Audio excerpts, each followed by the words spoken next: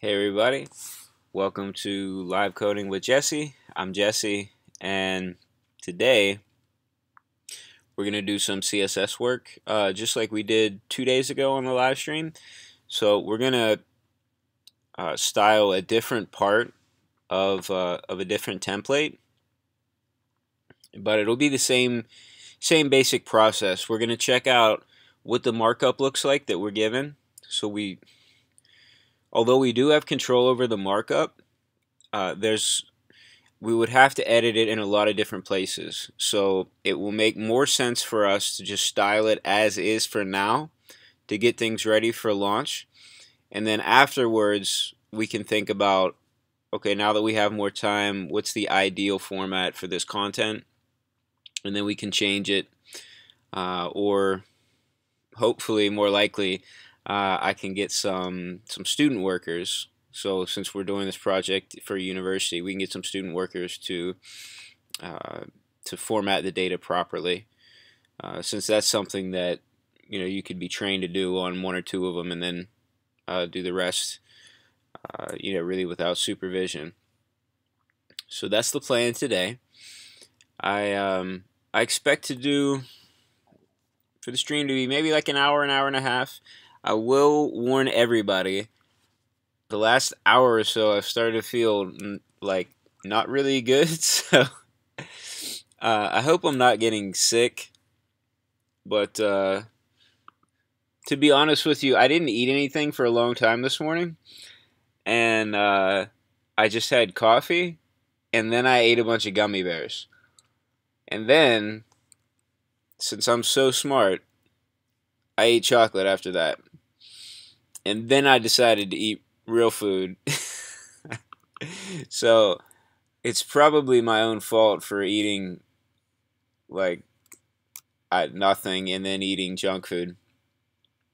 So anyway, hopefully I'm all right. I apologize if through my own fault I get really sick. Joseph's great diet, yeah. I know it's a terrible diet. I was talking with somebody, another developer on Instagram, and they were talking about this bulletproof coffee. I don't know if you ever heard of it, but I had tried it a long time ago. It's like coffee mixed with butter and like coconut oil, or like other oil that's like based on coconut oil, right? You blend it all up, and then you drink it, and it's supposed to like induce ketosis, which like gets energy right to your brain a lot better, and you feel full after you drink it. You don't need to eat. So I said, I was up at like 2 o'clock in the morning, so this was really early. This was like 3 o'clock in the morning. I said, you know what? Like, I think I'm gonna try it. And then later on, when I took the kids to school, I said, okay, I'm gonna go to the store and get all the stuff, and then I'm gonna try it. I won't eat, and then I'll let you know how it goes. So that was my plan. And it went pretty well until I ate all the junk food. And then after that, I started to feel not so good. So I don't know if it was the bulletproof coffee or it's the junk food. I'm guessing it is probably more like the junk food, but the coffee itself was pretty good. So anyway, let me get started. Enough about my terrible diet today. We're going to get started. For those of you who are new to the stream, this is the format. I do my normal everyday work so I'm a front-end developer. I work full-time for a small university. We're working on the university's main website of transferring it from an old content management system to a React-based system. So right now, we're just going to work on some CSS in that part of it, but if you want to see the whole process start to finish, I think this is video number 54, so we've done quite a lot to get to this point. So it's totally understandable if you have questions, and feel free to ask as many questions as you want. And it looks like there's some problems with the stream. What is the issue with the stream?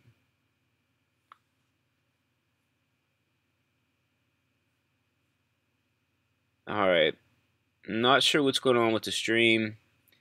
Hopefully y'all can still at least hear me. The video might be choppy now. I'm trying to figure out what's messing this up right now. But anyway, we split things up into Pomodoro sessions, so I'm going to do a 25-minute session where I mostly code, don't really look at the live chat too often, and then I'm going to take a break. I'm going to answer questions in the live chat, and then we'll do another 25-minute code session, and then after that, we'll take the whole rest of the stream to answer questions. So we're definitely beginner friendly, so don't feel like this isn't the place for your question. It definitely is, and we'll do our best to help you out, give you an answer, at least try to let you know where you could find an answer. Okay, it looks like the stream is back. It's back up. It seemed like the internet almost just like cut out. It's possible somebody else in my I'm working from home right now. Somebody else in my house might have been playing like YouTube or Netflix and messed it up. Oh, John says it could be the weather. Yeah, actually, that's true. It's been really windy lately around here, and I know, like, I haven't had a power outage yet, but there have been power outages elsewhere, so that certainly could be affecting things. All right, so let me make this bigger, because I know this is way too small for anyone to see. And let's start the Pomodoro session. It's probably still too small. Let's make it a little bigger. There we are. And actually, I was doing a little bit of work on the server file, so let me commit what I've done there before we get started.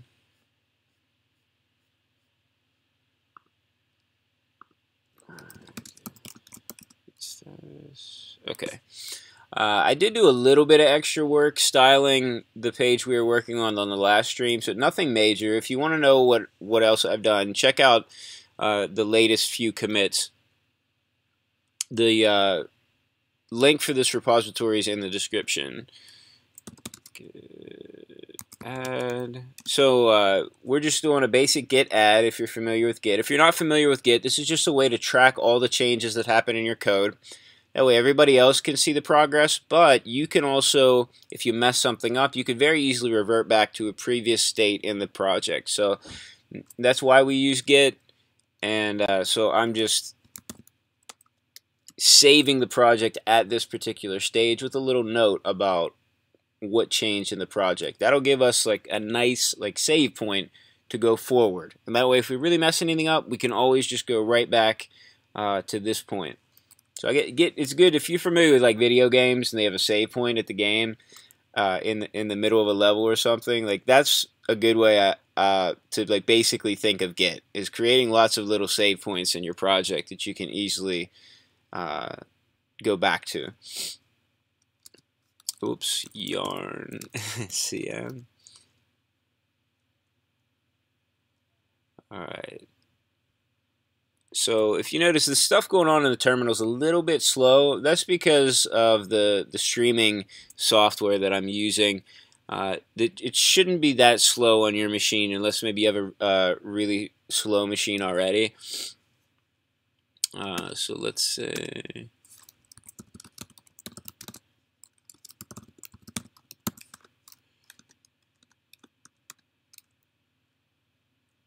Okay. All right, so while that does its thing, we can get started with me showing you all what we're going to be working on today. So let me move this over to this screen.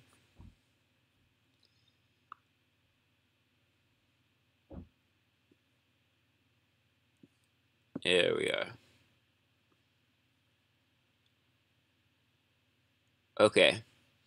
So this is a department page. So the last time we were working on a major page for a major or program. So originally I'd called it a major page, but I've come to find out that actually the better term to use is program.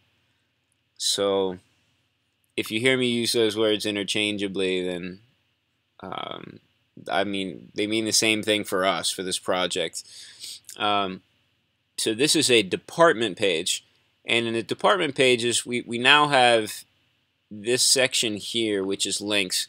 Let me show you what it looked like on the site. Let's see. I have this open on another screen, or I did. There we are. So here's the site as it is right now, the old version of the site. I didn't want it to be on a different screen. Oh well. So we already have this section that we brought over, and that looks fine. This section we're just going to leave out for now. The core curriculum has been around for a while. I don't think we need to say this on every single department page. We already have all this data saved as a post type, so we're going to put this in, but we're not going to worry about that today. In the same way with videos, we have a lot of these videos already saved. I don't think we have them categorized yet, but once we get them categorized, it'll be pretty easy to pull these in and display them on the proper pages. So all we're worried about today is getting this data that shows up here, you know, in this little block in this menu. And now we're going to try to take, so this is what has come through, which looks a lot different than how it's displayed otherwise. And we're going to try to style this in a way that makes sense, and that is going to be able to be applied, you know, across the board on all these department pages. So first things first, let's check out what markup we have here. I mean, already looking at it, I'm seeing that everything's repeated. There's the actual link, and then there's the, I guess, the title, which it looks like they're the same. So we ought to be able to just completely hide this text title and then just keep the links and style those how we want to style them. So let's see how this is. And let me make this a lot bigger for you all, because I'm sure it's not that easy to read. Let's see if we can go up one more. Okay, that should work. And I'm gonna move this down a bit. How about let's make this very small. There we are. That'll give us a lot of space here. So hold on. My music in my headphones is really loud. It's distractingly loud. So let me turn it down a bit. Okay, that's better.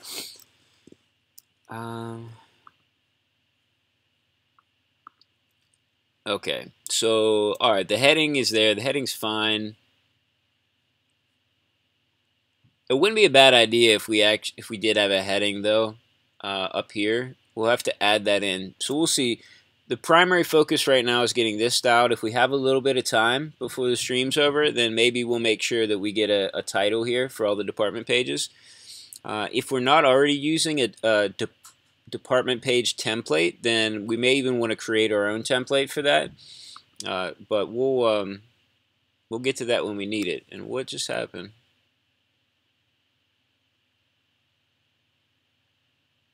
I don't know why it refreshed. Maybe I clicked something. I'm not sure. All right, so the heading's fine. Well, I'm sorry. This H2 is fine for now. The headings here, I think we can completely get rid of. And then what we'll keep is this. So let's hide these. So it looks like there's nothing else with a heading on this page. And I just want to double check up here. Make sure there's no title hiding out here. And it looks like there's not. Okay. Yeah, so first things first, let's hide all the titles and then see what we have, see what it looks like. Obviously, we're going to have to style this. What's this department menu?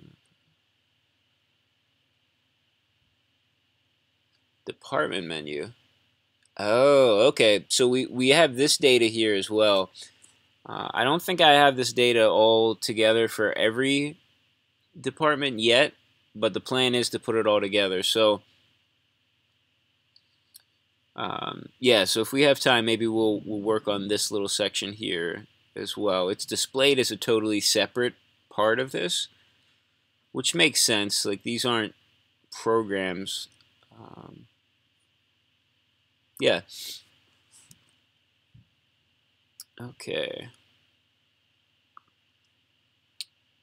So I guess we can test this out right here in our dev tools.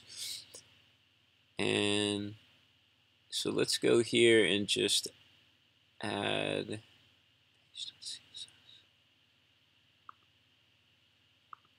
I'm going to add this in, and we're going to say display none. There we are. And so that's taking away all of these. We have these break tags here, but I believe we're already display none on those. So we don't have those. We're display none on these link tags, which is fine. That's as it should be. Where's our content? Yeah. The markup's messed up. This is just how it was automatically done in the old content management system. So if you're looking at this markup and saying, like, what is this stuff, then you're entirely right in thinking that. It's definitely not ideal. All right.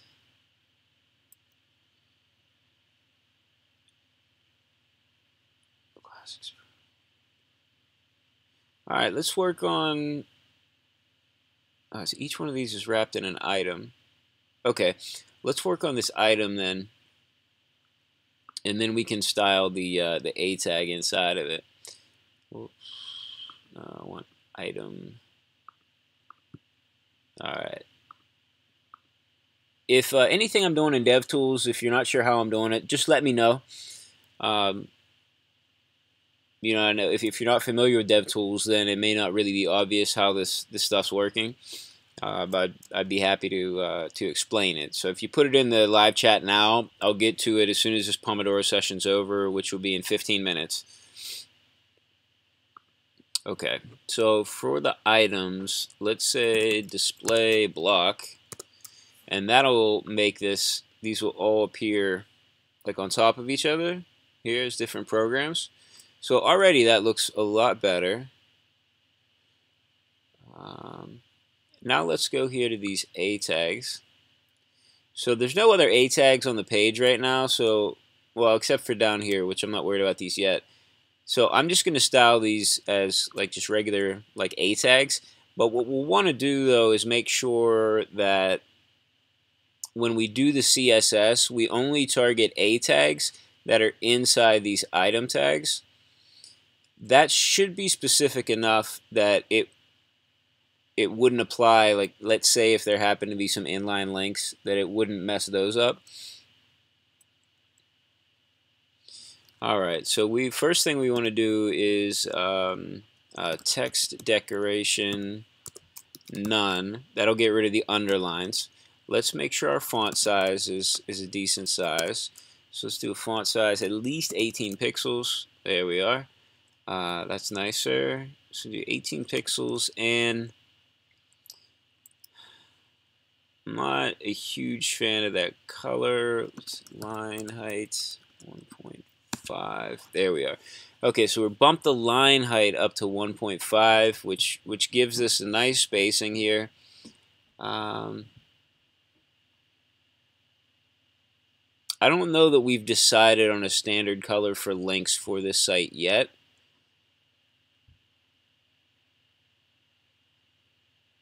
Let's see what colors we can.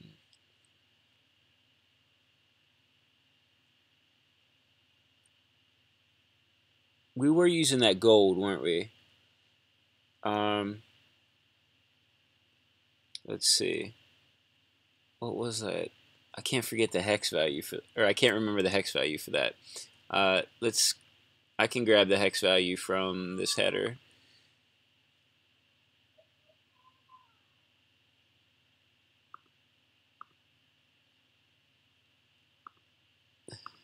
There we are.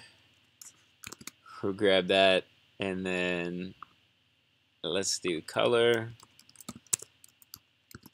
and let's give it that gold color and see how that looks. Alright, what do you all think? Gold color for links. Do you like it? Do you not like it? Is it too light?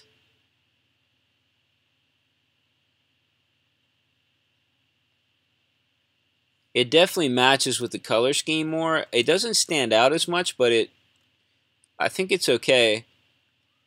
I think I'm going to try to keep it like this. That way you all get a chance to look at it more. I can look at it more, and then I'll be able to get feedback later on to some other people from some other people that I work with.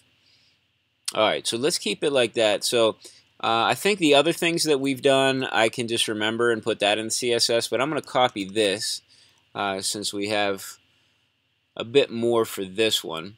Let's go over to our code now, and let me get rid of some stuff, or shrink some stuff that we really don't need. And let's see, I want to make sure what we're using, make sure I'm using the right template for departments. And this is,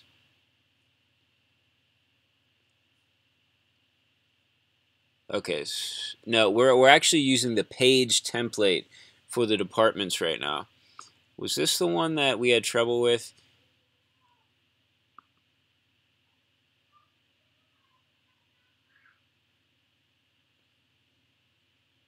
Oh, I see. This template we were using some old styles with. Okay.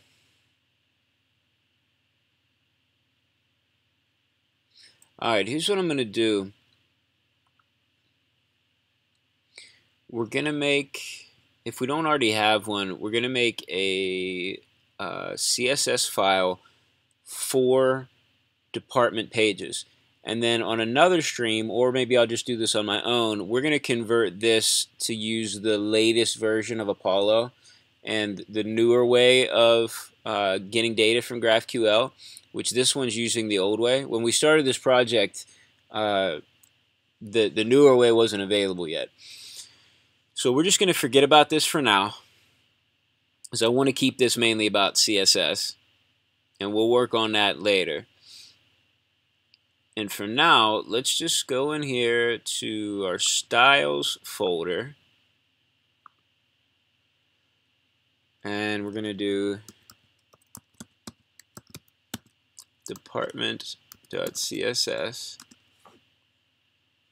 Alright, so now we have that, and let me do, what did we say this would be? Item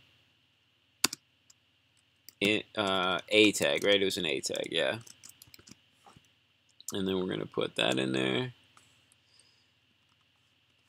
And our indentation is not great. We'll fix that. Okay. And then we have the headings, right? Yeah. Our heading is going to be display none.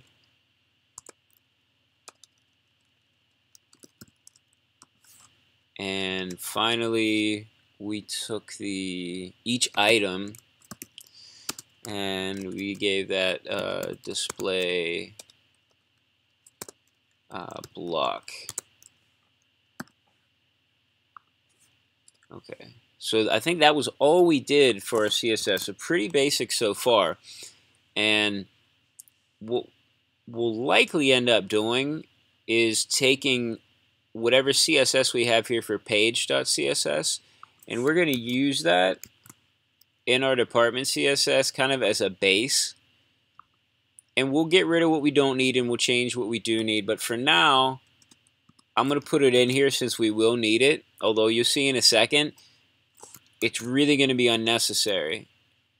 Because what we'll do here in our page template, which is what we're using right now for department pages temporarily, Where is this? Page.js. So we want to keep page.js as like unopinionated as possible in terms of style, because this is our default like fallback for content that we don't really have any specific styles for. So we want it to be able to work just basically like display text nicely and not mess things up too much. So I don't want to keep it like what I'm about to do here for too long, but it should work just for now, just to test things out.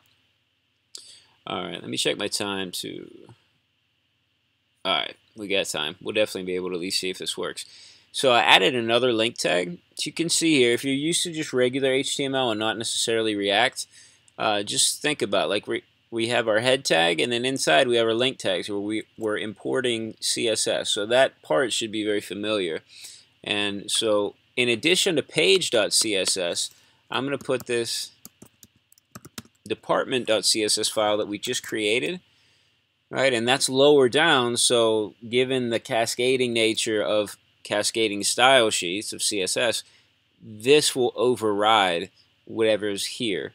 Okay, so you can see why everything we just copied over, it's kind of pointless right now because, right, we already have it on the page.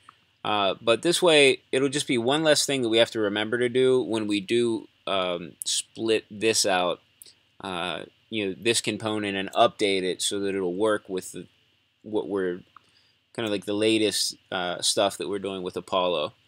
And if you're interested in the updates that have to do with the latest version of Apollo, we did a stream on that a while back. So if you just kind of scroll back through the playlist of, what is it, Project 5 playlist, you should see some streams about Apollo, like upgrading, and that way you'll get the latest. So if you have used Apollo before but you're not really up on the new things, that'll be kind of a nice stream because we don't cover everything Apollo does, just the latest stuff, just the changes, and just kind of go over how we update existing Apollo code to that latest stuff. So you can see here, like, we're using this query element, this query component. Okay, so let's save that and make sure I save it. And I just want to make sure I saved this as well. I think I did, but it has happened before that I've thought that my code wasn't working, and the real problem was that I never saved it. Alright, so we're going to go back here, and we're going to hit refresh, and hopefully all our styles still stay. Alright, wonderful. It works. Let's double check and make sure that all our styles are working and they're not being, overridden by anything. So it looks like, yeah, all these work. Obviously, the things that we've set to display none are display none, and we don't have to test that. We can just see. And our display block is working on our items. The only thing that's different is now we see that these A tags don't have the styling that we applied. So this might be a good time to apply as a standard for all A tags the text decoration none and this color. So let's go back and do that now. At the very least, we can do that in this file, and then maybe in our page. I am gonna have to sort. We do have some global styles. I don't want to get into that though, because this is for basic CSS. So for those of you that are more familiar with React and Material UI and what's going on with our project, the better place to put this, what we're about to do, is probably in those, like the global styles that we have coming from Material UI. Sorry about the stream quality here. It's kind of dropping out.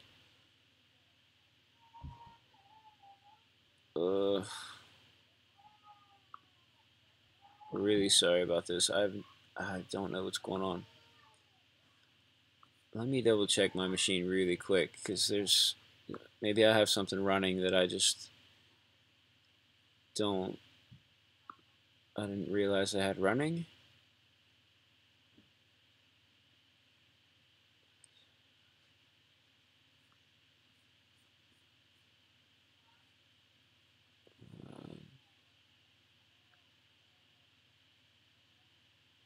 No, no, maybe it is my internet connection.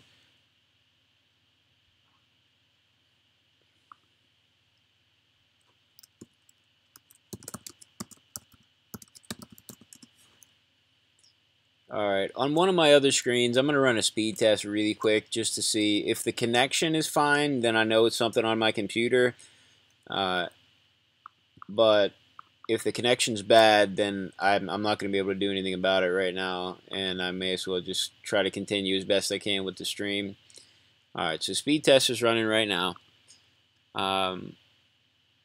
Over here, let's just pull out this, and we'll put it, for now, I'll just put it right here. And all we need really is this. I'm going to save that, and then since we had, let's see what we have open.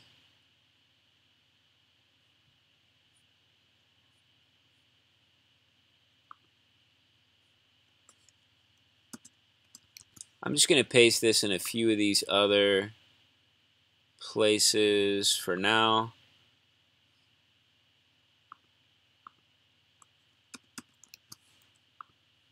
Okay. So let's save that, and let's save this.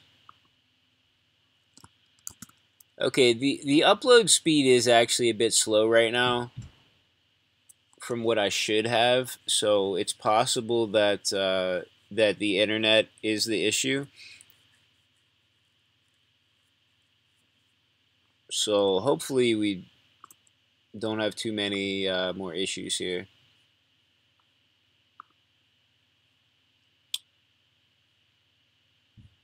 Alright, my timer went off. So let's do it at 5-minute break here. I'm going to go back to the chat. I'm going to scroll all the way to the top and just try to work my way down. Let's see. If I don't get to your question during this break, then just hang on. I'll get to it at the after the next Pomodoro session.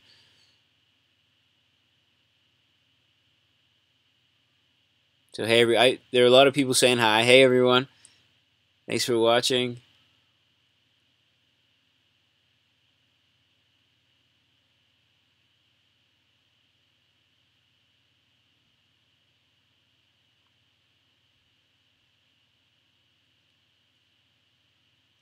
RJPD Geeks Point says, "Why you are all time?"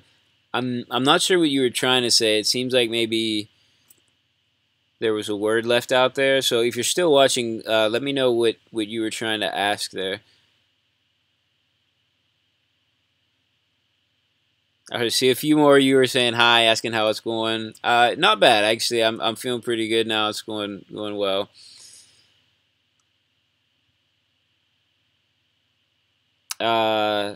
Denanje says, how can I make a page responsive without using any frameworks? Yeah, media queries. So Phoenix mentioned that.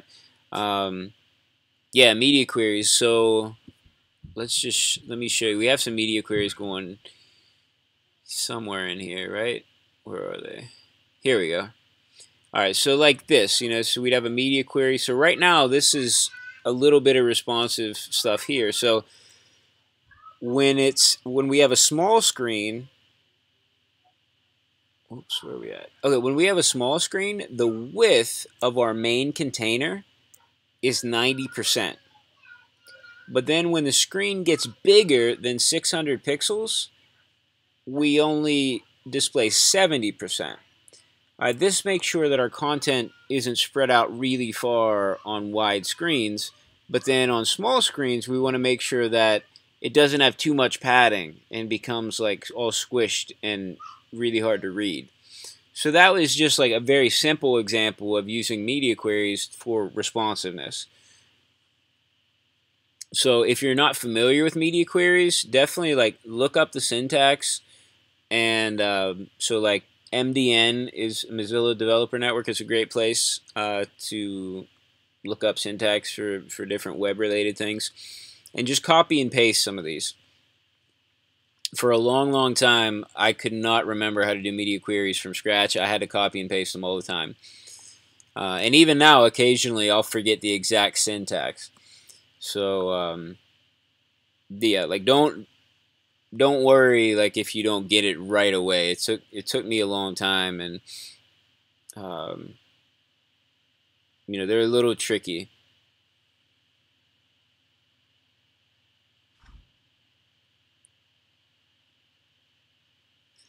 Soli asks, how do you get your developer tools to be so dark? Couldn't find the option. Okay, let's do this real quick, because so if you're in your DevTools in Chrome and you go up here to this menu, this 3 dots, and you click it, you go down here to Settings. I guess you can get there by pressing F1 as well. You go to Settings. Right here in Preferences, under Appearance, for me it's the 3rd option here. I'm assuming it'd be the same for everybody. You just go to the theme and you hit Dark Theme. So by default it's this light theme, which is too bright for me. I like the dark theme. Dark theme for everything. So I switch it to dark. That's a lot nicer. I think. A lot easier to look at. So that's how you get the dark theme.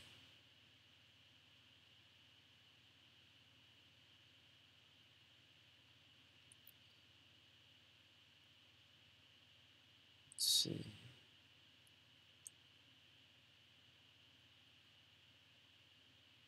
Hamemi says the gold looks good, but a little darker is better. Okay, cool. Maybe we'll mess with the kind of the darkness there for that. Maybe we could go a little bit darker and make those links pop a little bit.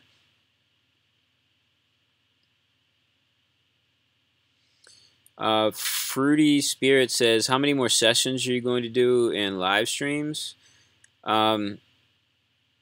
If you mean sessions in this stream, we're going to do one more Pomodoro session. If you mean sessions as in like live streams, I'm going to keep doing live streams till nobody wants them anymore, I guess. So for this project, I have no idea how many more streams it's going to take.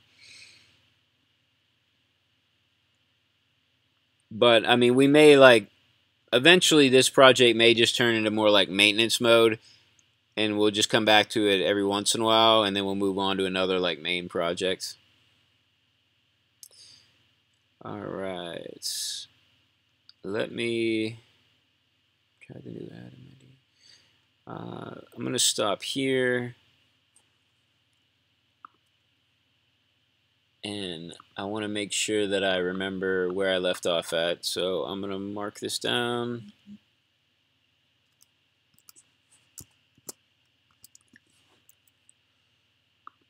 Okay. Let's go back here. Let's do our Pomodoro. And we're going to do one more session. I'm refreshing this to make sure that this is applied. Okay. So that is applied. Let's take a look at this color, though. And let's see if we can make it a bit darker. So I'm going to click this color. Whoops. In DevTools, I'm going to click on the actual, like the box that displays the color.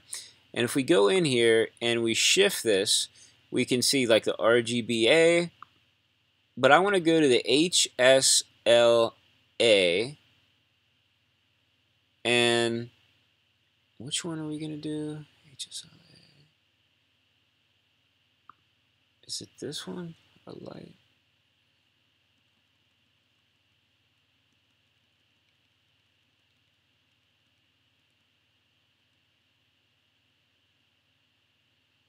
So if we change this L value, what is this, like hue, saturation? Is this light? I don't remember what all those are. I can't remember what everything is. I'm not like a designer. You know, I do some design stuff, but basically this L value will give us, the color will basically be the same, but it just makes it a little lighter or darker. So if we go a little darker here,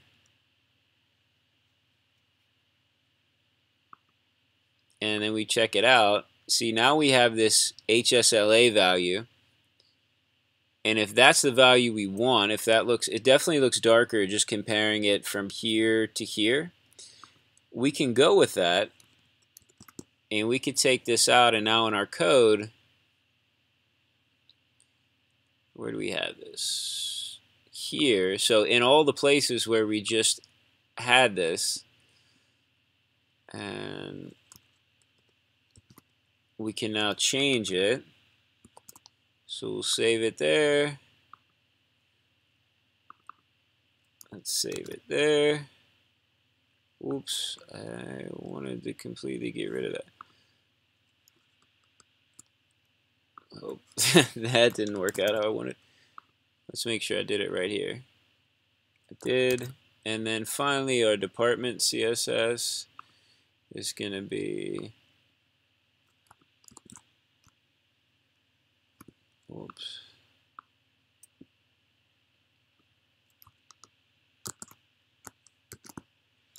There we go. So now everything is that darker value. And if we refresh, we should be able to see what it looks like even in line.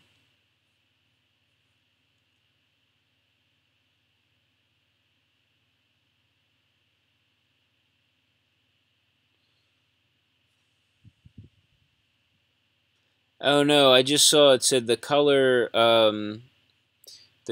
picker thing is hidden behind my face. Ah, sorry about that. Okay, but that definitely is darker. Okay, so we'll keep it like that for now. I like that idea. We've done that in previous projects before. Never with this color, but with a different color. And it worked well to make things more readable.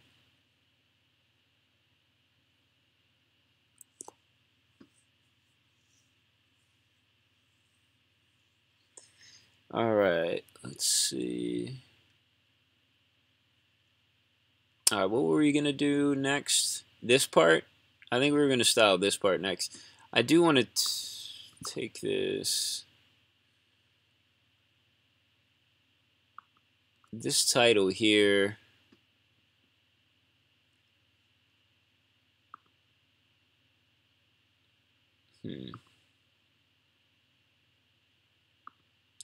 Yeah, this is too much space between this title and this. So let's see.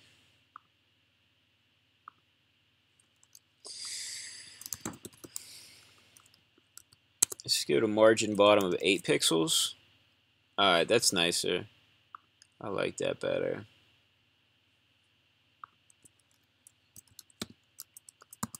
Let's give it a font weight of 400. Yeah, that is different. Yeah.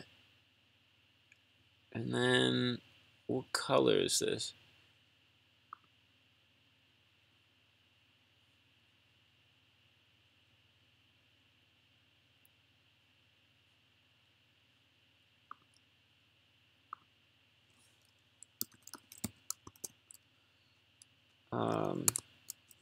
Let's do our color as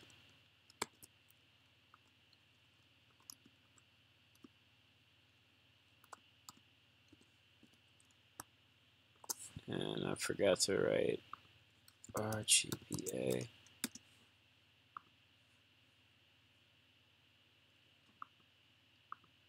Okay. Alright, so this is what we're going to do for our H2 title. Basically what we've done is we've decreased the margin on the bottom because before it just kind of was there. It didn't really look like it belonged to this list. We also decreased the font weight. The font weight was a little heavy. It was kind of overwhelming and it stood out, I think, too much on the page. And then we also changed the color. So I believe, I couldn't find the value, but from looking at it, it looked like it was solid black.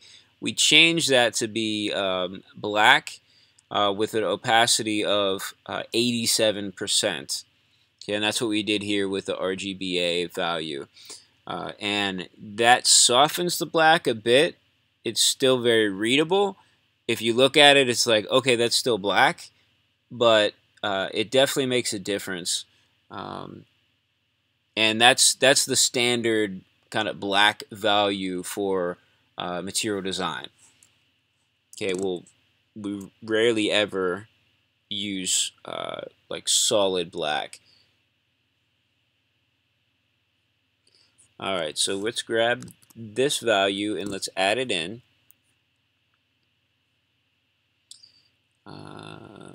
Put this.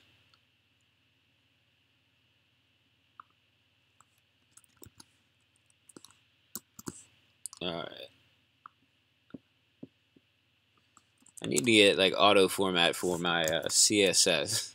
That would be helpful.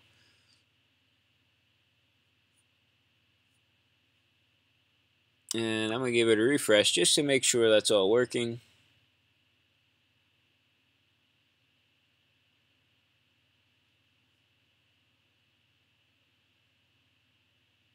Okay, looks good. All right, now we can get down to this part here, and we'll style this a bit. So, department menu, apply now, apply. All right, so let's do it just like we did with this section. First thing we're going to do is just see what we're dealing with in terms of markup. Mobile title. Okay, so we definitely apply now.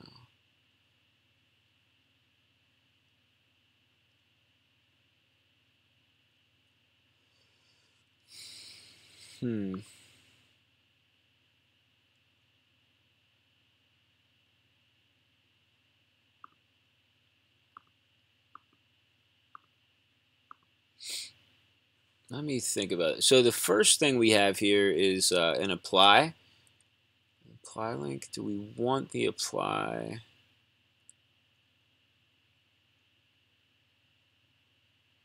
All right, we'll leave that in for now.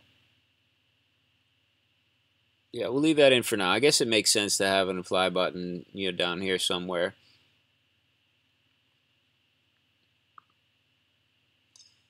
Link text. Faculty. Classics. That's odd. All right, so let me just think out loud for a second here. So these links, we have link text as a separate element, but then within the A tag, the name doesn't match up with the link text. So this says classics, but what we really want is classics faculty.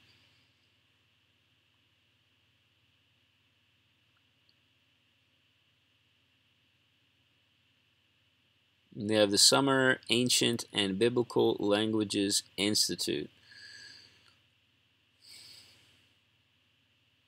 And that does work.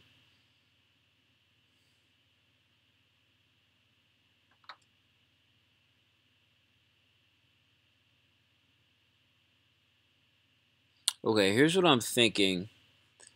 I'm assuming, and maybe I'm wrong here, but I'm assuming that every department page has a link to that department's faculty. And that link is going to follow the same structure of being name of the department / faculty. If that's the case, we could do something very similar to what we did in the last stream, where we didn't use what was given to us from the markup, and instead we created our own element in React that created that link for us, and then we didn't have to use the markup that was given to us. That would solve our issue here of having to somehow use this link text instead of the text that's within the A tag. So we'll do that. And then Summer Ancient Biblical Languages Institute. Yeah, we definitely need to keep this.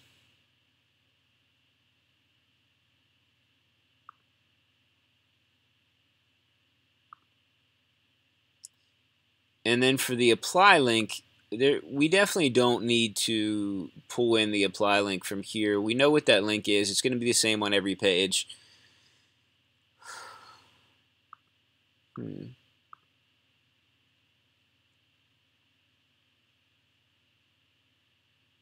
All right, this is going to be tough because I don't even really want these links. I just want to hide these links and create elements in React for those. But I want this link.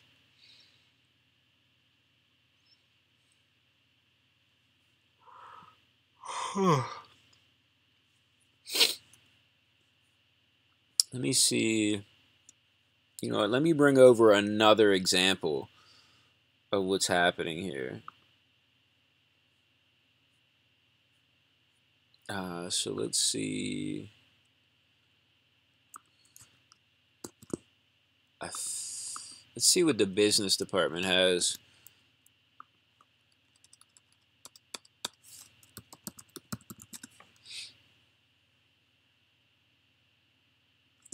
Are you serious? We don't have a business department page?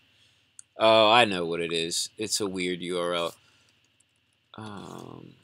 It's like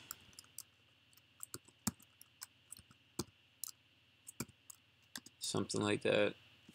What is it? I just had it.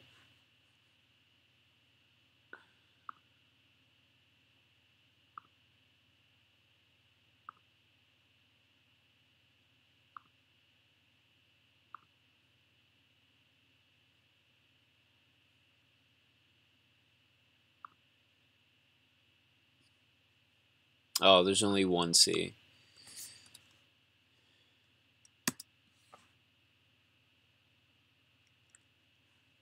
Okay. All right, so we have the faculty link here, and then we have this MBA 4+1 program.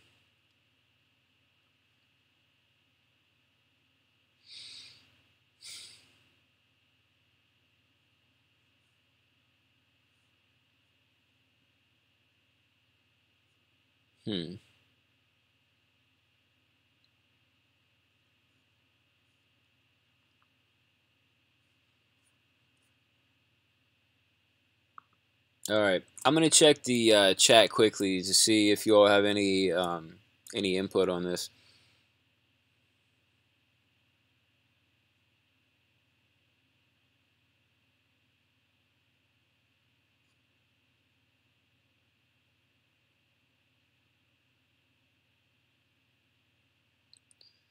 Let's see.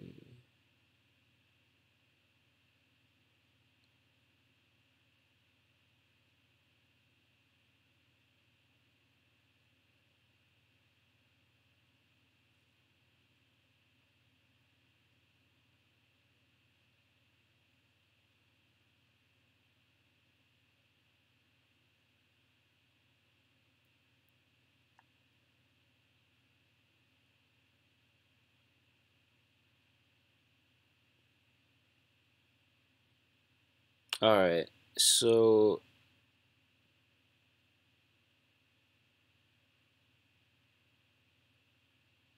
yeah, Binary64 is saying do last of type. The only thing I'm thinking is it's not. I think there's some programs that have more than two here, so they'll have multiple ones, so it won't always be last of type.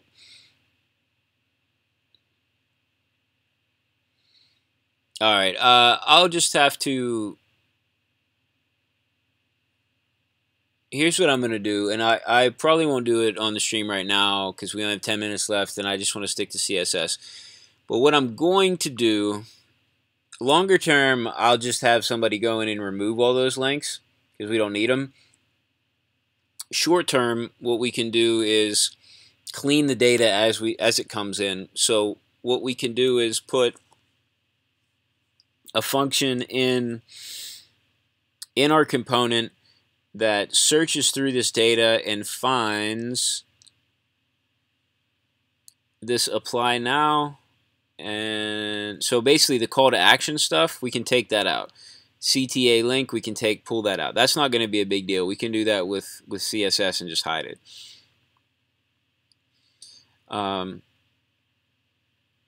Then for this one,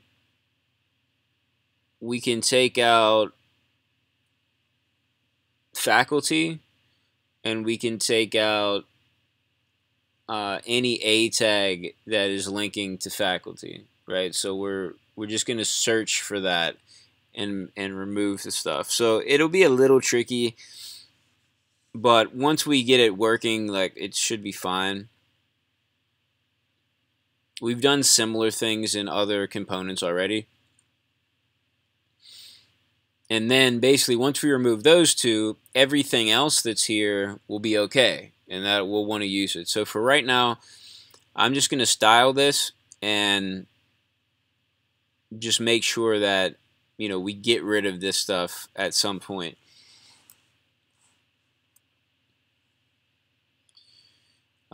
So let's see how we want this to look. So first of all, these menu items should be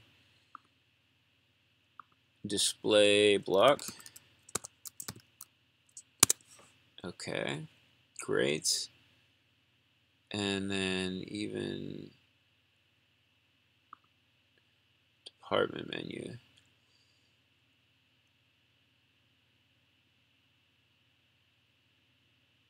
Yeah, you know what, let's keep this title.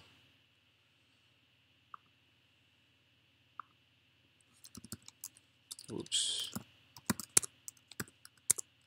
Display block, and we're gonna font size, let's go 24 pixels, and font weight 400. There we go. Alright, not exactly like this, but now that I look at it, this could probably be made a little bit smaller. So I'm okay with this for now. Then apply now, apply UG. We're not going to worry about these ones. We need to get rid of the link text.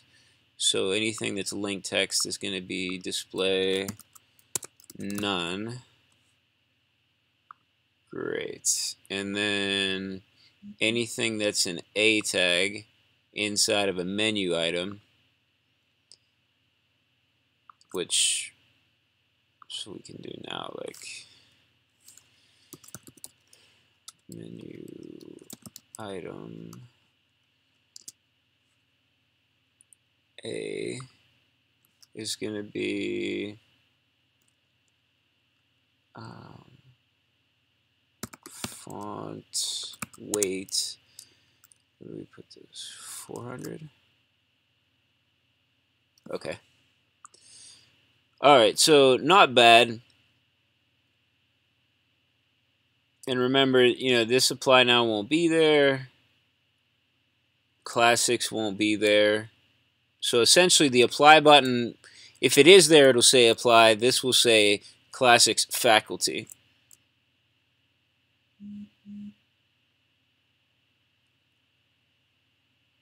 All right, not bad. So I mean, that basically matches what we have here.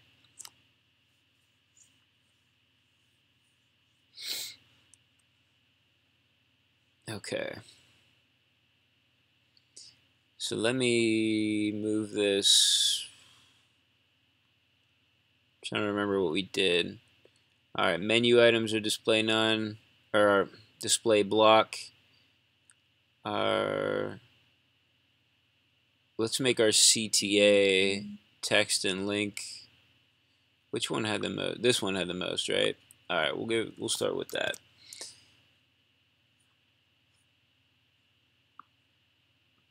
Okay. So we want our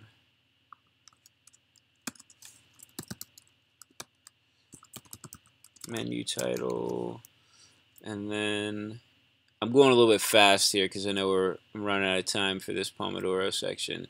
Menu item.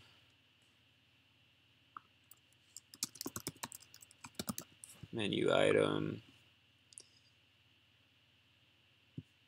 Did that? Yeah. Menu item. And then CTA text, CTA link, or display none. Set under CTA, yeah.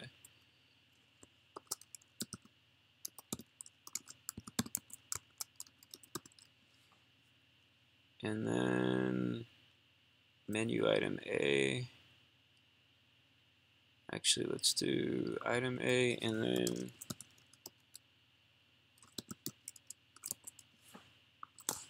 that should be it. I think that's everything that we did. Let's refresh just to be sure.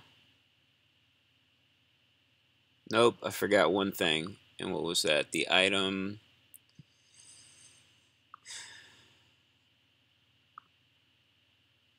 Link text, that's it.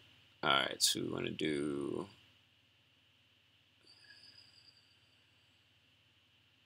link text.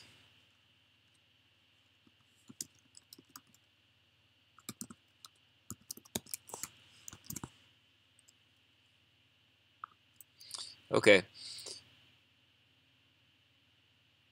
Why did this not? You know what? I didn't add the weight, the correct weight here.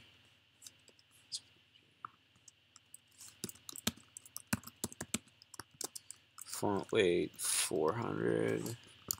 There we go. Alright, so now that's going to be fine. That'll give us what we wanted. Should. Did I mess up the name for this?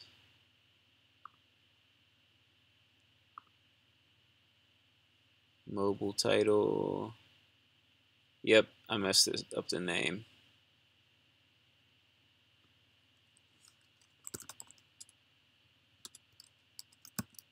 Mobile title. Okay. Let's check our time. Awesome. Just in time. Okay, so I went through that kind of pretty quickly, and what we did was I just took advantage of when we were already using those same styles. Instead of typing the styles out again, we just added, just with some commas, we added in some more element names for our display none, for our display block, and for how we style those menu items, which are links. The only new stuff we had to add was this mobile title, which really we probably could have used something similar to what we're doing here. But, I mean, overall, okay.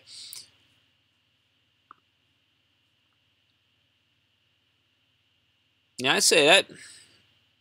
I mean, it's not perfect, but it looks a lot cleaner. It looked broken before, basically. I mean, it looked broken. If you remember, we had duplicated text all running across the page. Now that looks like it's supposed to be like that. Whether or not someone thinks that this is a good way to do it or it's a pretty way to do it, it looks organized, like it was meant to be like that, which is better than broke. All right, cool. So my timer's up there. I'm going to get started with getting this all up to GitHub, and while that's running, I'm going to go back to the live chat. Sorry, I'm going to go back to the live chat and answer some more questions. So first thing, whoa, what happened? Looks like the last time I tried to do this, it timed out. The end-to-end test timed out. I didn't even notice that. Okay. All right, so let's run this again. We're going to retry that last one. Hopefully it'll pass. So while that's running, I'm going to scroll back to where I left off at. which for me was the timestamp 2:25 p.m. Eastern Time.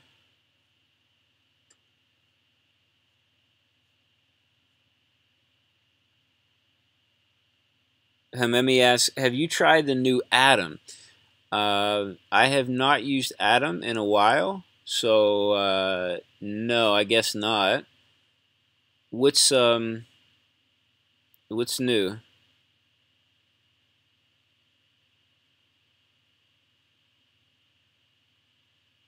Oh, okay. Phoenix is asking what would I say at Atom. I used to use Atom all the time. Like for years, I used Atom, and I really liked it. But if you're using it on a computer that was really fast and powerful, it was fine. But it was a little sluggish, on a computer that wasn't so powerful. Visual Studio Code seems to be more performant, so it's a little bit quicker. So I've switched to Visual Studio Code. I really like it. There's a lot of nice features. I mean, really, in terms of features, it seems like you can get plugins to do the same thing for Atom and Visual Studio Code if you want to. So it really comes down to the performance, and Visual Studio Code does seem to be a bit quicker. Even though Atom and Visual Studio Code both run on Electron, for whatever reason, the team that worked on Visual Studio Code was able to get better performance out of it. I have heard some of the reasons why, but I'm not going to get into them now because, to be honest with you, I'm not knowledgeable enough about Electron to even know if those reasons are reasonable.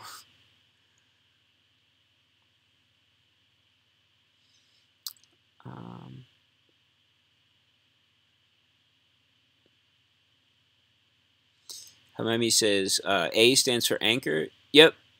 Yeah, it's an anchor tag.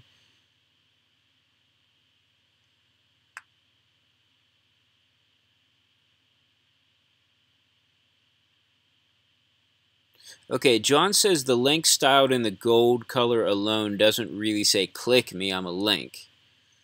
Okay. It could be missed. I'm going to take that in consideration. I'd like to do at some point some tests where I can actually watch users and what they do. So I'm going to make sure I think about that when I'm watching them. So basically, I like to just have users sit down and I tell them nothing about the site. And I just want to watch what they do first. Where they go, where they scroll, what they click. So if I notice that users are clicking on things that are gold, then probably it's not going to be a big issue. But if I notice that they're always scrolling past and never clicking, then I think we'll have to think about changing the color. Or at the very least, changing the color of the links that we really want users to click on. Like apply and donate would be the two major links that we want people to click on. And did it again. Alright, so the tests aren't really failing, they're just timing out because I'm running my streaming software. I'm running OBS, so it's making everything else slow. Okay, then let's just run git commit no verify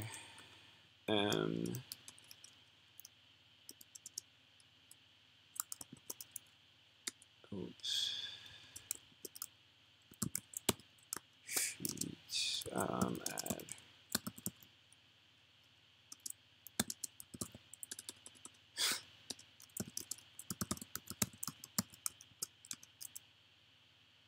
Okay, so what I just did there, you don't really want to do this too much, but I bypassed the test. And so I did a manual commit, and I bypassed the test because I know that what we just did should not mess up the test, right? We can see that it's working here, right? All right, so now let's check the status. And we'll do a git add, and we're going to do a git commit, and I'm going to bypass it again just so that, because I know the end-to-end test will probably fail just for timing reasons. Verify. Having trouble spelling today. So the no verify flag that's what skips the test, and then the M flag is what allows us to write a commit message in line. So we're gonna say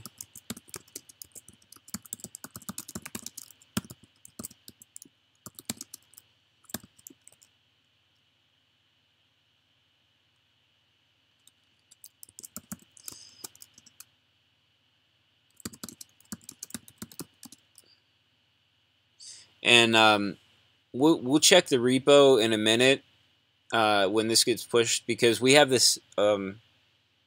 You know what? I take it back. I was going to say we have the same test running now with Travis on GitHub, but we actually don't have the end-to-end test working yet with Travis, so that wouldn't test. But I was going to say we would have like a backup there. We will eventually.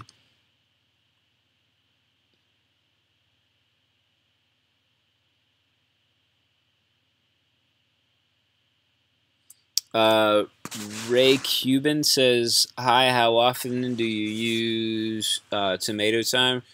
Every day. I use it all the time. Even when I'm not streaming, I still time myself with it. It says he also says, "Does it really work?" Yeah, I think the Pomodoro technique is very helpful. So I definitely recommend it.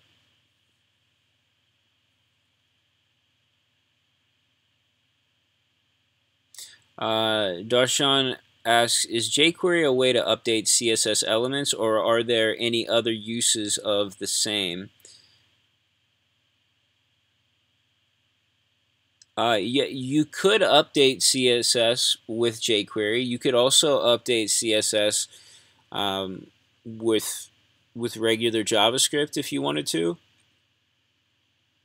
And there are even ways to do CSS with JavaScript in the context of React. There's actually a lot of different ways to do it.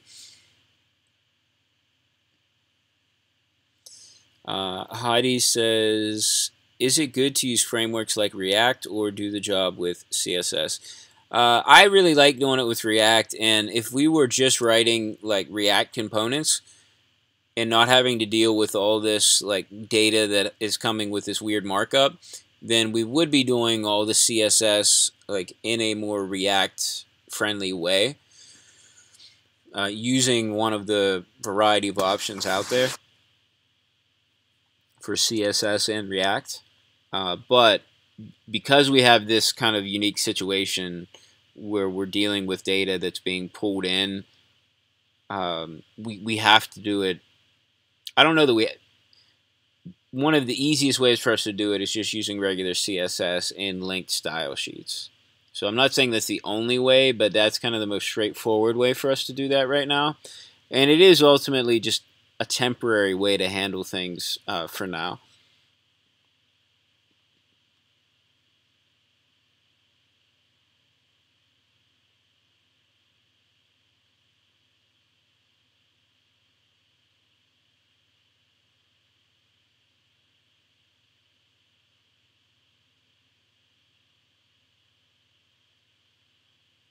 Binary64 asks, is that next 5.1.0? Actually, I can't remember what version we're running. We have been keeping things pretty up to date. Let's check it out. I believe I have my package.json open over here. Yeah. So since I just pushed all that code to GitHub, everything that we've done today is available in the GitHub repo. So the link's in the description. Feel free to go check it out. You can use the code for whatever you want. It's open source. You can even submit pull requests to this project if you want to get some practice in or help out. Where's next? Yep, 5.1.0.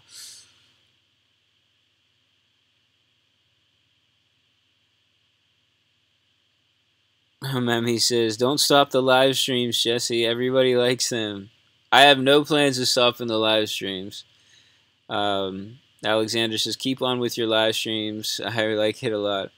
Cool. Yeah, I'm pretty sure I've said this before, but I will continue to do live streams. One, for as long as you all think that they're valuable and helpful to you. And also, as long as I can, like I have time to. Right now, my boss is very open to me doing live streams, like while I'm at work, either working from home or working in the office. As long as that doesn't change, it should be pretty easy to keep live streaming. If that changes, it'll be a little bit more difficult because I'll have to do it outside of my normal work hours. I still want to keep it going, though. I still like to make it work. But the times that I stream will probably be a little bit weird, at least for my time zone. So the stream may be like 5 o'clock in the morning, so I can get a stream in before all my kids are awake or something like that.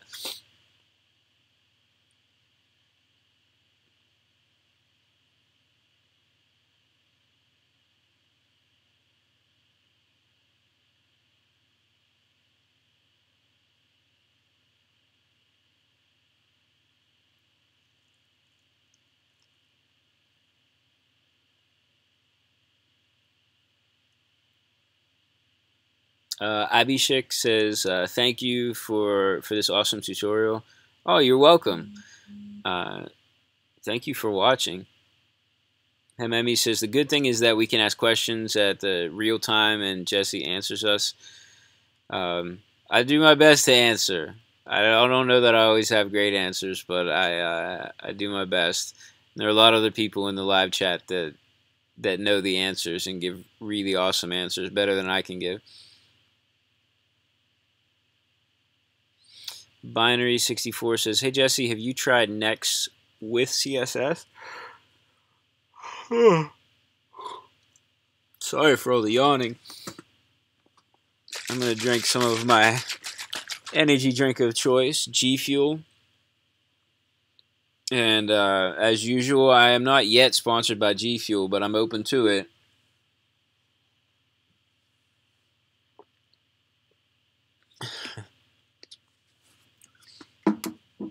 So, that was kind of a running joke. I'm only half joking, though. Seriously, if G Fuel sends me free stuff, I will talk about them every time I stream.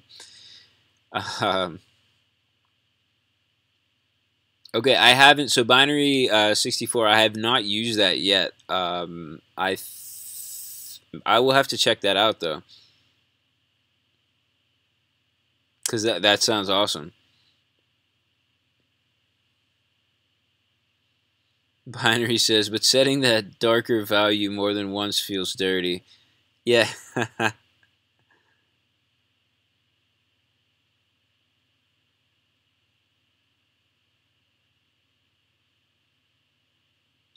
Binary says, only 96% of my country support HSLA. I never even thought about that. So is that an issue? Is browser support for HSLA an issue for a lot of browsers? I haven't come across it. And what is there a fallback if that happens? Would it just fall back to the default blue link color then? Or could I do a fallback where I have like 2 color values and one is a hex value? I mean, I guess what would be the point? I should just translate that into hex anyway.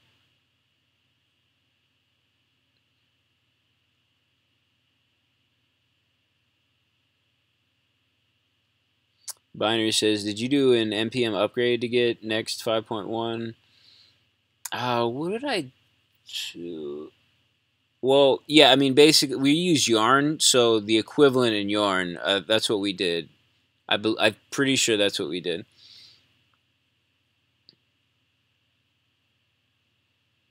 Darshan says, can you specify margins in BR tag for a particular breaking between 2 items? Yeah, you could. You could definitely style them, however you want. Phoenix says BR tags are almost depreciated or deprecated. Sorry, and no one uses them nowadays. Yeah, yeah, that's right. I mean, normally you would just add margins and things to your elements directly, and instead of putting those BRs in between. I do see BRs like WYSIWYG editors sometimes add them automatically. So I rarely see like code written by people that have a lot of BRs in them. I'll put them in like in email templates and things because you kind of have to use old school stuff for email templates anyway. Um, so like you will still encounter BR tags out there, but normally it's because they're auto generated by something. But so if you do encounter them, then yeah, you can style them however you want. But if you're creating the HTML yourself, then you probably don't need them, and you're better off just styling like whatever components that you were going to put the div in between. Instead, just give those components the margins or padding.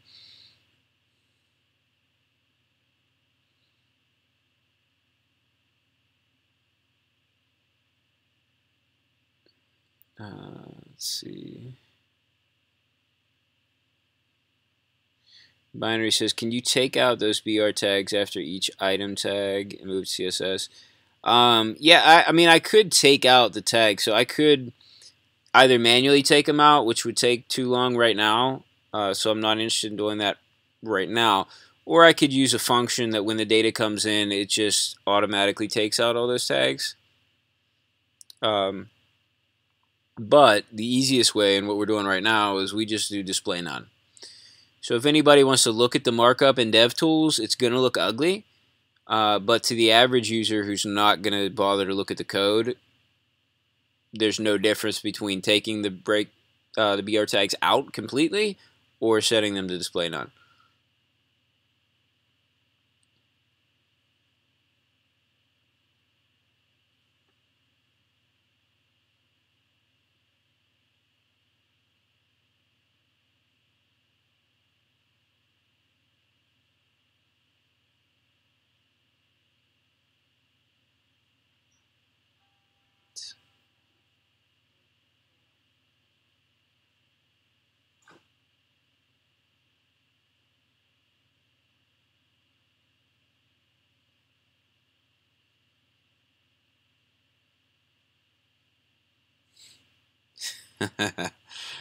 um, I just read where Michael was calling John Mr. John.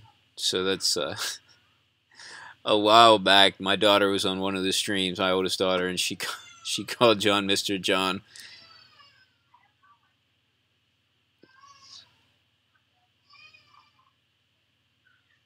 Binary says, how does it get from WordPress into Next.js?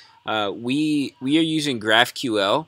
So we have a plugin called WP GraphQL that we're using on the WordPress installation, and then we can call that GraphQL endpoint, and we can query that using Apollo. So we have Apollo running with Next.js with React, and so that we can query that GraphQL plugin running on WordPress. It grabs all the data and sends it to us.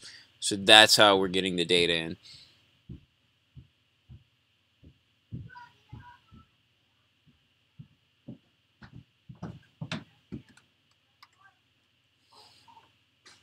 Sully says, I'm forced to use just the right side headphone because I can't be ignoring my wife. I must make sure I hear her. I do the same thing sometimes. I'll just pop up like one side here. So I totally understand that.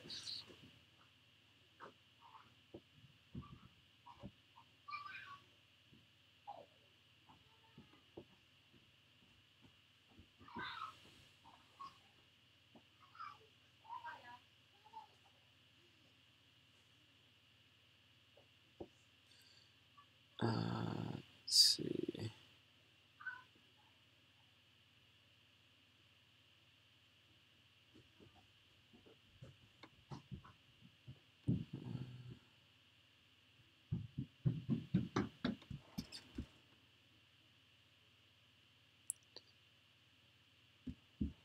I got auto scrolled down to the bottom, so sorry. I'm trying to find find the where I left off at.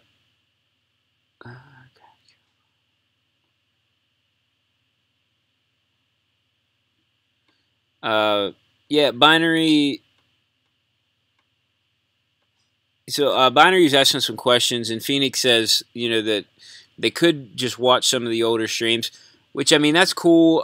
But I don't mind the questions because I assume like there are probably more people watching now and later on that are also new to the stream. So I don't mind explaining some of these things over again because it'll probably be helpful. And I mean there are a lot of streams right now, so it is going to be pretty crazy to watch them all. Maybe I should try to do a better job of explaining what's happening. Like maybe write up something that can go in the description to the video. That's like just a summary of what we've been doing. Because I mean, I don't know that I've ever actually done a full summary in any of the streams. So that might be good to do. I probably won't get to it today, but I'll keep that in mind as something that would be helpful to do. Also, I think the README file on the repo does have a little bit more of an explanation as well, so that could be helpful for anybody that's not sure what exactly we're doing. Check out the GitHub repo that's linked in the description, and the README file that comes up. The first thing you'll see that'll come up does have a bit more of a description of like what technologies we're using and what we're trying to do.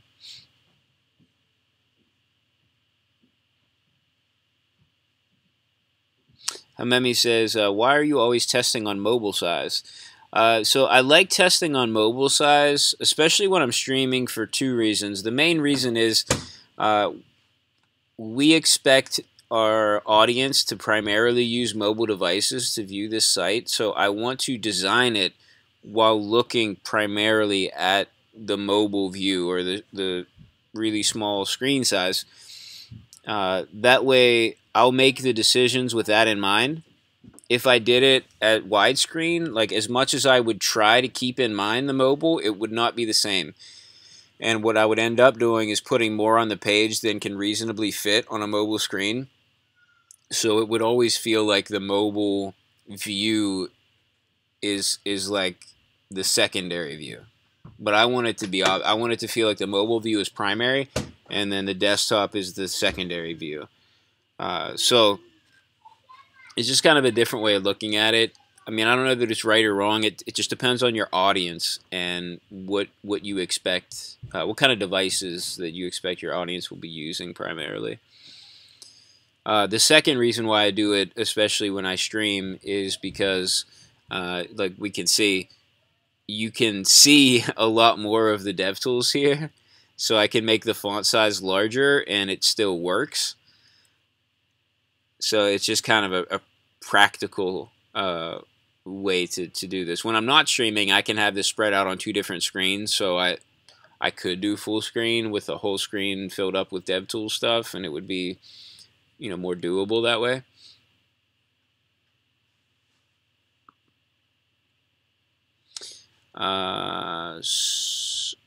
Sparwheel says, is it possible to make this site just using HTML, CSS, and JavaScript without any frameworks? Yeah, for sure. Yeah, you could definitely do that. The tricky part would be, though, handling all the routing. So, like, we have client-side routing happening. So if you wanted client-side routing, like trying to make that on your own is a bit tricky. And then all the data, like you would obviously not want to hard code all that data. That would be huge. Like your code base would be insanely huge. So you would want to be pulling in the data from somewhere. So you would have to handle that. How are you pulling in that data? Probably using fetch. So there would be a lot of complicated things that something like React handles for you. And then the same, like if you're going to pull in the data with fetch, search engines are not going to see that. So are you going to server-side render on your own? So it's just like there's a lot of things that at first sight it seems like, hey, this site would be so easy to do with HTML, CSS, and JavaScript. Well, okay, it would, except for these other things, like how do you handle all the data, bring all the data over? How do you handle users who don't know code editing data? How do you handle server-side rendering? How do you handle client-side routing? Like, there's all these other issues that are just like, okay, React just makes sense here because it takes care of so many of those other things for us.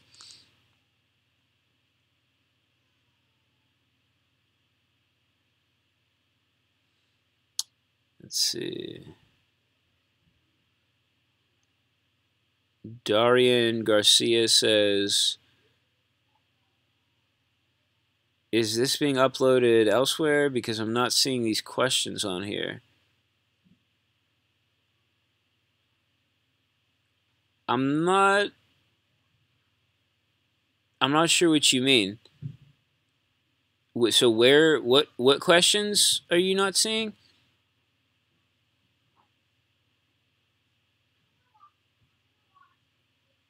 And Darian says, yes, moving forward, I've read it's best to design mobile as first, and that's where the market currently stands. Yeah. So, I mean, that's, in general, I think it's safe to expect that more and more people are going to be viewing the web primarily through a mobile device. But there are still some instances where you may have users primarily viewing your site on a desktop. Like, I'd say, for instance, if you were designing an internal website for an organization where everybody was in an office setting and had computers, like desktop computers, they may be more likely, since it's what they're used to just access work-related stuff on their desktop computer. So you would check the analytics, and you may have a situation where it's overwhelmingly desktop users. So depending on whether people want to view it on their phone or that's anything desired, then maybe you don't want to do mobile first development for that. So, I mean, there are still some cases where you may not want to, but just in general, I think that mobile first development is the way to go.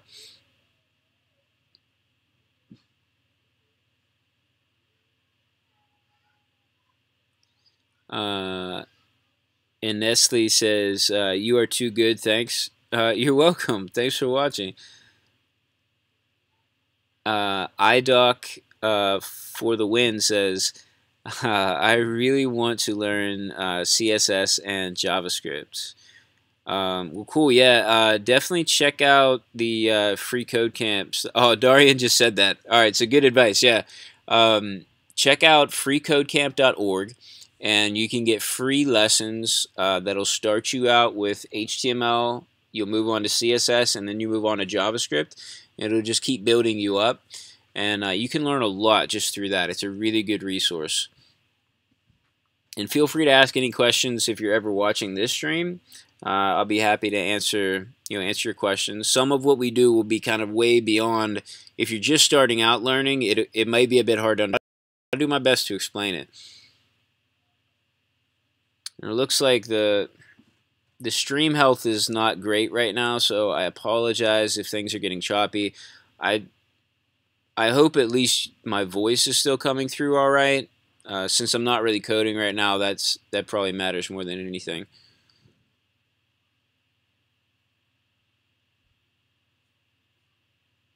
Which that makes sense. My kids just got home from school, so odds are one of them started playing or attempting to play some videos.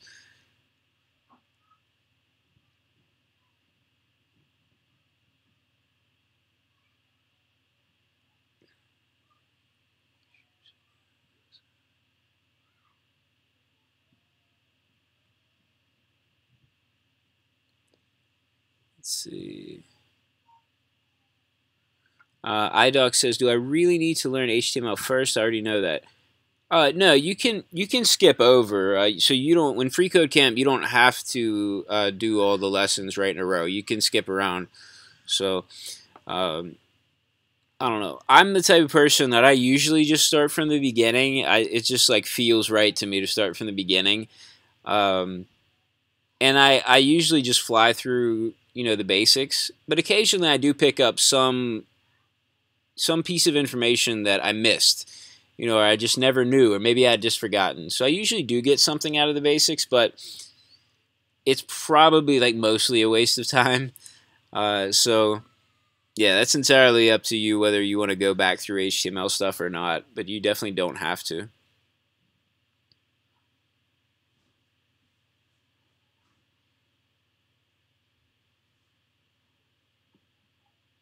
Oh, and it looks like Phoenix and Darian also had similar thoughts there about it really doesn't hurt to go through the HTML stuff again, even if it's just a refresher. Oh, Michael says I restarted and beat FreeCodeCamp because it added some new things.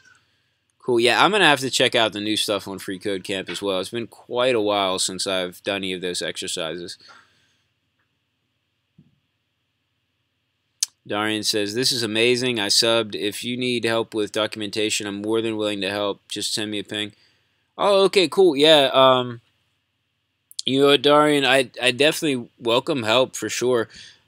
If check out the repo, and if there's any place that you want to help, let me know. Maybe I'll open up some issues having to do with documentation. Um, I'm definitely open with that, and I'm open to help out, like help try to find somewhere for you to contribute if you want to.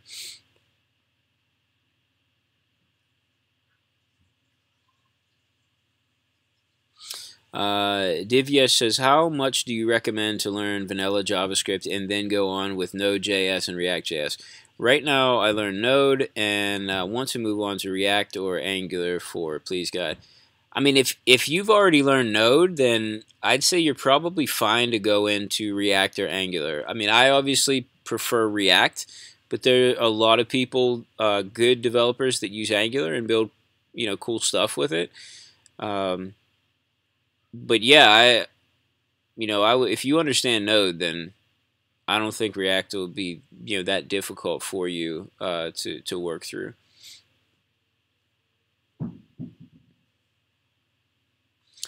Let's see. Michael says, is there a way to find out what files are importing a function from another file? Like which files import from init Apollo?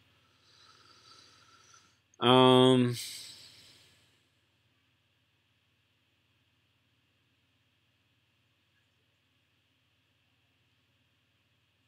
I mean, you should be able to see. Let's check it out. Where's init Apollo? Where is this init Apollo? Where do we have this at?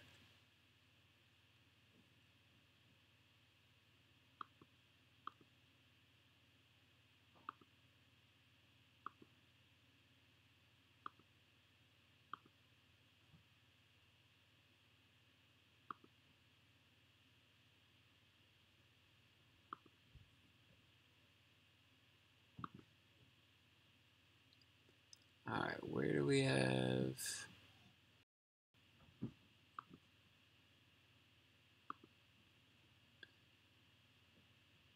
There we are. I thought it was by the queries. Okay, so in init Apollo, I mean, we should be able to see everything that's being imported should be up here. So we shouldn't be able to use anything down here that isn't already being imported from up here. And then if it's a particular function from something up here, then we would need, like, so for instance, like this in-memory cache. So we're using in-memory cache dot restore. So like the dot restore, obviously we're getting from in-memory cache. Does that make sense?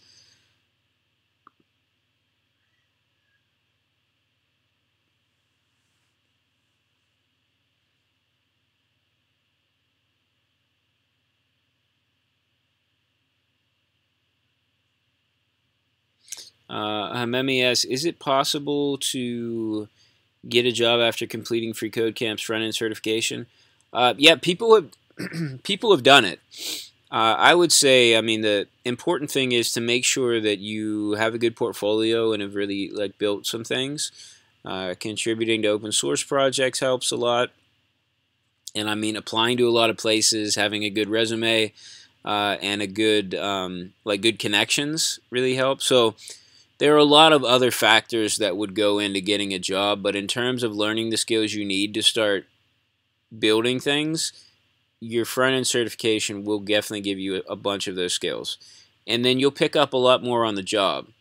But yeah, there are, like, on the FreeCodeCamp forums, there are a lot of people who have said that they've gotten jobs after going through FreeCodeCamp. So some of them just front end, some of them the whole thing, like, and everywhere in between.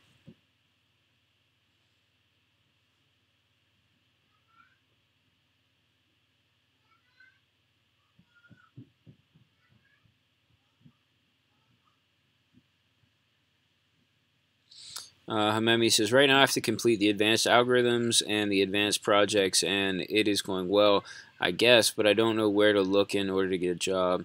Yeah, I mean, check out, I think where I look, what is it? Stack Overflow Jobs has a lot of good job listings for developers. LinkedIn has a lot of job listings. So just between those two places, you'll find a ton of jobs. Yeah, I would try there first, and just everything that you're even remotely qualified for, apply to. Even if you don't meet all the requirements, still apply, because you never know. Maybe they won't get anybody that meets all the requirements. So it's always good to try. At the very least, if they give you an interview, even if you don't really have a shot, you'll get practice interviewing. You'll make some connections at that place. So it's always worth it to apply.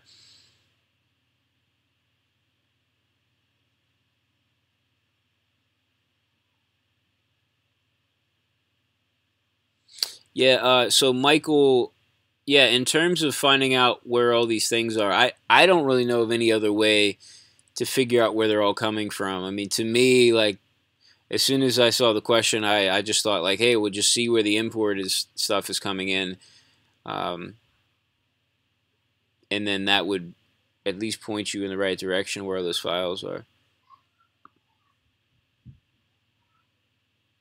Hamemi says, thank you. You're welcome. You're welcome. I hope it helps.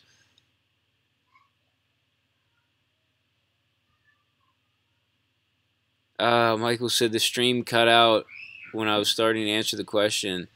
Oh, no. Michael, you may have to watch the recording then if you can't see this.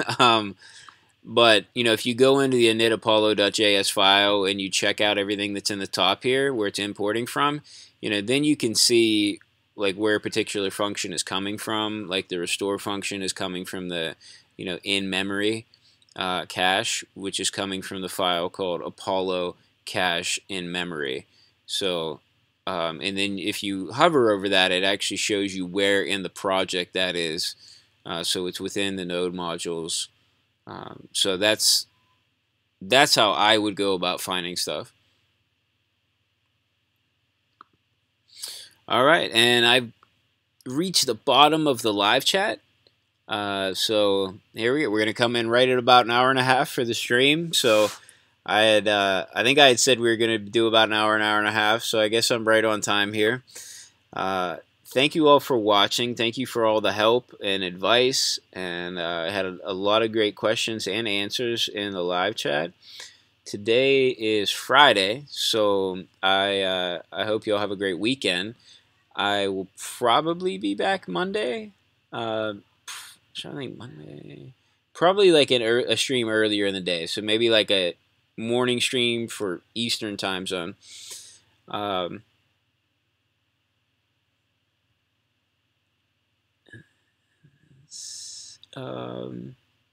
Oh, sorry. So, Ilyes or Iles, I'll work on that. Remind me in the next stream about how to pronounce your name correctly, and I will definitely do my best to remember that. But anyway, yeah, again, have a wonderful weekend. I will see you all on Monday.